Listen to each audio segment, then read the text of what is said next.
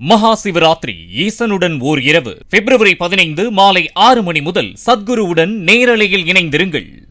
சென்னையில் பறவை காய்ச்சலால் காகங்கள் இறந்ததை அடுத்து தமிழ்நாடு முழுவதும் உள்ள கோழி பண்ணைகளில் முன்னெச்சரிக்கை நடவடிக்கை எடுக்க தமிழ்நாடு கால்நடை பராமரிப்புத்துறை உத்தரவிட்டுள்ளது. மாநிலம் முழுவதும் கண்காணிப்பை மேம்படுத்தவும் உயிரியல் பாதுகாப்பு நடவடிக்கைகளை தீவிரப்படுத்த வேண்டும் என்றும் அந்த துறையின் உத்தரவில் கூறப்பட்டுள்ளது. முன்னெச்சரிக்கை நடவடிக்கையாக கோழி பண்ணைகளில் வெளியாட்கள் மற்றும் வாகனங்கள் நுழைவதற்கு தடை செய்யப்பட்டு உரிய பாதுகாப்பு நடவடிக்கைகளை எடுக்க வேண்டும் என்றும் கோழி பண்ணைகளில் கிருமி நாசினி மருந்துகள் தெளிக்கவும் அதிகாரிகள் அறிவுறுத்தி உள்ளனர்.